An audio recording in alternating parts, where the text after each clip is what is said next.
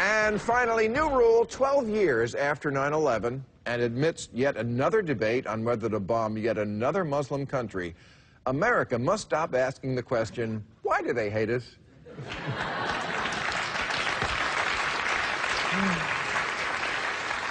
Forget the Syria debate. We need a debate on why we're always debating whether to bomb someone. Because we're starting to look not so much like the world's policeman, but more like George Zimmerman.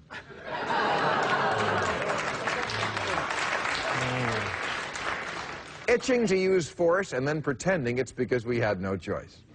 Now, I'm against chemical weapons, and I don't care who knows it. And I do understand the appeal of putting the world on notice that if you use poison gas, the United States of America will personally fuck you up. We will seek out the counsel and support of the entire nation of families, and then no matter what they say, we'll go ahead and fuck you up.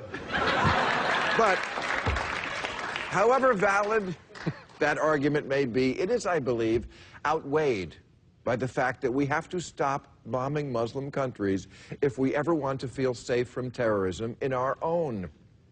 The chemical weapons treaty is important, but to the jihadi on the street, it just looks like we're always looking for a new reason to bomb them. Even worse, bombing seems to be our answer for everything. Since 1945, when Jesus granted America air superiority,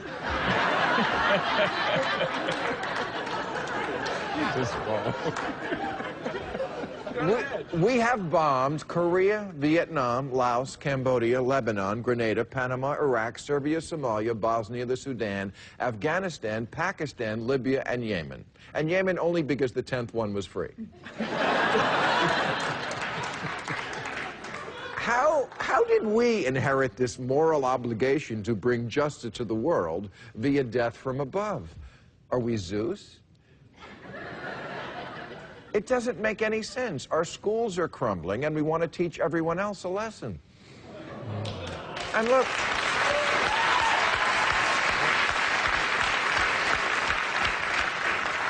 I am no fan of Assad, and I say that openly. I don't care if it costs me jobs in Hollywood. I think he is the worst kind of sociopath, the kind who commits unspeakable acts, but who looks like a shoe salesman at Macy's. I'm just pointing out that we're the only country in the world that muses out loud about who we might bomb next. Iran? Yeah, we might bomb you. Yeah, we're thinking about it, maybe. Depends on the mood. We did this with Iraq after 9/11, even though they had nothing to do with 9/11. We do it with Iran every day, and now it's Syria's turn. We're like a schoolyard bully who's got every kid in the class nervous they're going to be next. And I don't know if anybody should have that kind of power. Can you imagine going to work and sitting at the table with the lunch with 10 different people in front of you and saying, hey, you think we should kill Bob?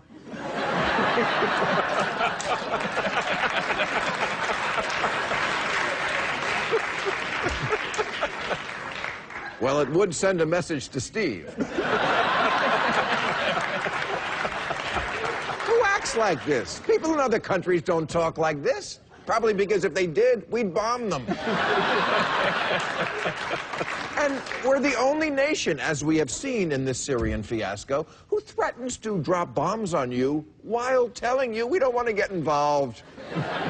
We're just bombing. Please, don't get up. Just bombing.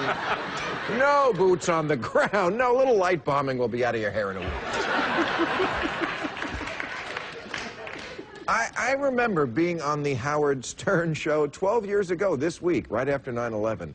And Howard said that in retaliation for 9/11, America should bomb a Muslim country. Any Muslim country, it didn't matter which one. And yet somehow I was the one on trial for talking crazy. And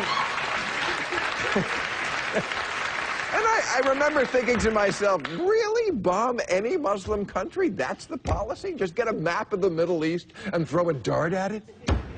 Well, apparently George W. Bush was listening, because that's exactly what we did.